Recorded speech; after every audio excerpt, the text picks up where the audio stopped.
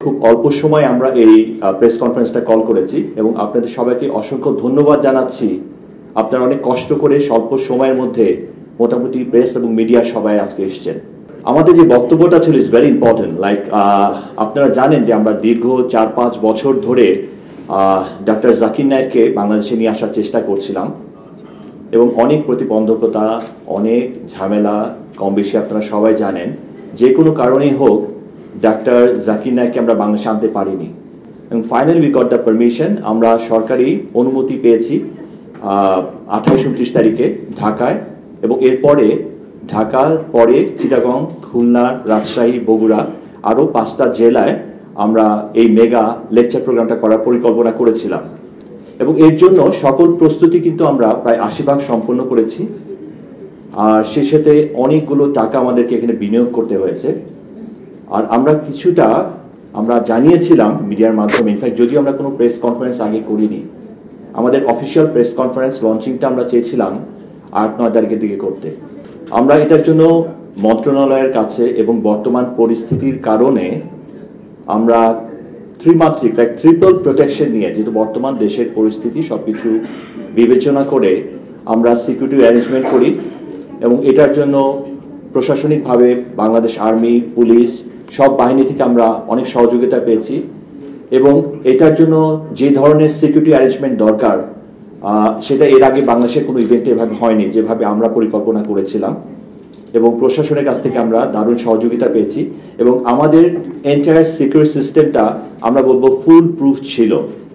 যেমন আমাদের যে ভেন্যুটা ছিল সেটা আমরা নির্ধারণ করেছিলাম প্রথমে সারোয়ার্দী উদ্যান, পরে দেখলাম যে দর্শক সমাগম অনেক বেশি হবে, পরে আমরা বাণিজ্য মেলার যে মাঠটা, আগে যে বাণিজ্য মেলা হতো সেই মাঠে আমরা এটা পরিকল্পনা করি এবং যখন দেখলাম যে দর্শক বা উপস্থিতি আরও বেশি হতে পারে, পরবর্তীতে আমরা ঢাকায় বাংলাদেশ প্যারেড গ্রাউন্ডে ইভেন্টটা করার পরিকল্পনা করি এবং এই ইভেন্টটা সফলভাবে করার জন্য সার্বিক সহযোগিতা প্রশাসন সবার সাথে আমাদের রেগুলার যোগাযোগ ছিল এবং এটা সিকিউরিটি ডিজাইন যা যা দরকার সব কিছু আমরা সম্পন্ন করেছি।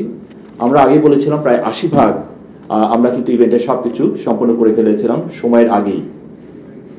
হঠাৎ করে 4 তারিখে ইনফ্যাক্ট আমরা যখন মিনিস্ট্রিতে উপস্থিত ছিলাম তখনও কিন্তু আমাদেরকে আসলে এই ব্যাপারে জানানো হয়নি যে অনুষ্ঠানটা স্থগিত করা হবে। মিনিস্ট্রিতে যে মিটিং ছিল সেই মিটিংয়ের সিদ্ধান্ত হয় এবং সবচেয়ে আশ্চর্যের ব্যাপার, রাত 11টার সময় আমরা একটা পত্রিকার মারফত জানতে পারলাম যে অনুষ্ঠানটা স্থগিত করা হচ্ছে।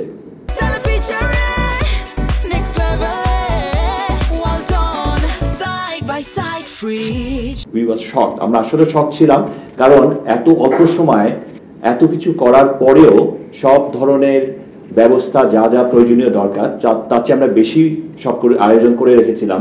তো আমাদের কাছে মনে হচ্ছে আসলে যে কোনো কারণেই হোক এটা স্থগিত করার আগে আমাদেরকে জানানো উচিত ছিল, কারণ আমরা সার্বক্ষণিক যোগাযোগ সব বাহিনীর সাথে রেখেছি এবং আমাদের সরকারিভাবে যা যা প্রসিডিউর দরকার, যা যা ফর্মালিটিস দরকার সব কিছু কিন্তু আমরা সম্পন্ন করেছি এবং ওনারা আমাদেরকে লিখিত অনুমতি দেওয়ার পরে কিন্তু আমরা এই অনুষ্ঠানতে হাত দিয়েছি। তো অনেকে আমাদেরকে বলেছেন আমরা এটা আগুন নিয়ে খেলছি, কারণ আসলে এটার আয়োজনটা অনেক ব্যাপক এবং অনেক বিশাল, কারণ বাংলাদেশের ইতিহাসে এত বড় ইভেন্ট, এরকম মেগা ইভেন্ট এর আগে কোনো সময় সংগঠিত হয়নি এবং আমরা এর জন্য যে ধরনের প্রস্তুতি নিয়েছিলাম এটা যথেষ্ট ছিল। তো আমরা ইনফ্যাক্ট প্রেস নোটের মধ্যে সব কিছু বিস্তারিত মেনশন করেছি। তো যে কোনো কারণে হোক, সামনে নির্বাচন এবং নিরাপত্তাজনিত কারণে আমাদেরকে হোম মিনিস্ট্রি থেকে, স্বরাষ্ট্র মন্ত্রণালয় থেকে অনুষ্ঠানটা স্থগিত করা হয়েছে।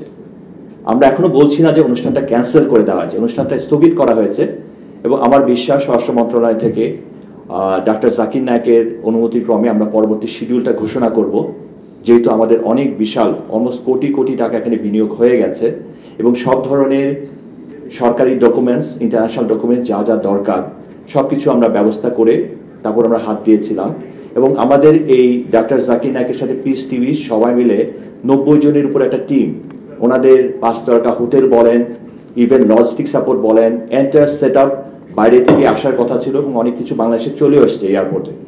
তো সেই ক্ষেত্রে আমাদের প্রস্তুতি সেই লেভেলের ছিল যে আমরা অন্তত অনুষ্ঠানের 7 দিন আগে আপনাদের সবাইকে নিয়ে একটা ড্রাই রান দিতাম যে মেগা ইভেন্ট কোন লেভেলের হয়।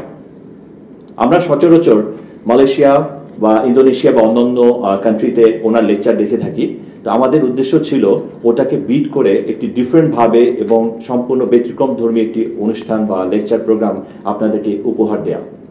তো যে কোনো কারণেই হোক, you people are smart enough to understand যে আমি কি বলতে চাচ্ছি, কেন অনুষ্ঠানটা স্থগিত হয়েছে সেটাও আপনারা জানেন, এবং আমরা এটা কাগজে সব আপনাদেরকে প্রেস নোটের মাধ্যমে দিয়েছি।